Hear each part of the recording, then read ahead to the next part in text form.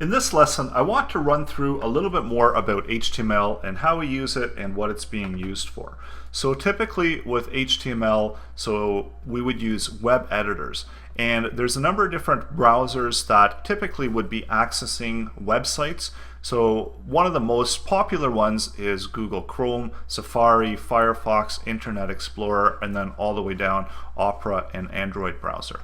So keeping this in mind, make sure that your website can, if you've got a lot of your visitors are coming in maybe on Opera, or if they're using a mobile device like an Android browser, make sure that your website is going to be able to work within those different browsers. So always take that into consideration, and before you launch your website, test it out on the browser that your typical web visitors would be using. And as we can see in this diagram from Wikipedia, that typically Google Chrome is one of the more popular ones.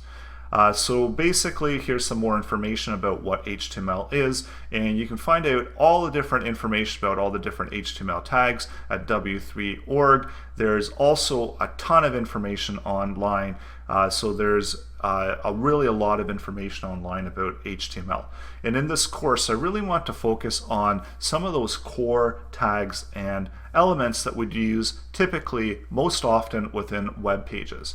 So this is where the focus of the course is going to be, and we're also going to be designing our web pages based around HTML5. So what happened is originally when HTML5 came along, it took over some of they had more of a semantics for some of the elements and tags that were being used.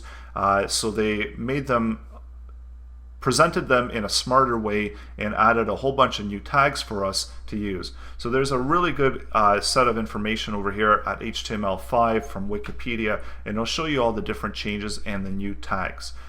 So the basics of web pages, they're based around the fundamental cores, concepts of HTML, JavaScript, and CSS. So this is the foundation of web pages. Every web page is going to be based around HTML. So this is what the structure of your website looks like. So think of it as a building. So when you're constructing a building, you build out the frame, and this is what HTML is. So you've got a bunch of different rooms. If you're building a house, you've got you frame out all your different rooms. You roughly have an idea of what you want to look like. So you've got that build, and then you apply CSS, which is the styling. So this is what your actual building looks like, your house looks like, the different paint that you're going to put on the walls, the different flooring, and so on. And then JavaScript is that functionality. So if you've got a building and you've got some elevators and all of that different added functionality, that just really brings that content to life, and this is what the purpose of JavaScript is. So three basic core concepts of web development. So in the last lesson, we looked at meta tags, we looked at how we can add comments, we looked at titles and doc types. So now we want to talk about so we looked at the different types of HTML tags that we can have and elements, and now we want to look at the actual content structuring for HTML. So there are different ways to present the content. We briefly looked at paragraphs, line breaks, and now I want to go over headings as well within this section. And as we can see here, there's 6 different types of headings, starting with H1 being the largest, and this is really to emphasize content within your web page, and then going down to H2, H3, H4, H5, and H6. So the proper way to use heading tags is it's obviously within your body content, and you would add in heading tags atop of each section of content that you would be representing. So this would be a main header for that content. A lot of times you're going to see the page titles as H1s. So these are really utilized for SEO purposes. And when it comes to headings, you would start with your H1, and then you would have H2s after that. And if you had any other sections or pieces of content here that you want to break up, then you would add them in as H3s underneath the H2s, because they progressively get smaller. So we can see that the way that the content gets represented, you might have a whole bunch of H3s, and if you want to go to the next level, then it would be H4, and then you can have another set of H3s. So you'd have another H2, another H3, and so on. So this is typically how we would structure headings.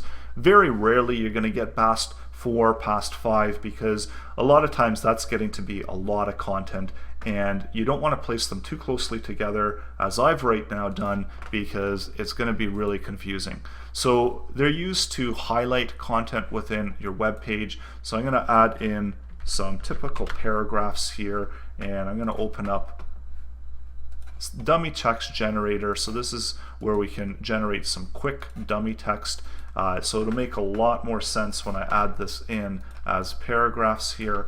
So if I had a whole bunch of paragraphs here,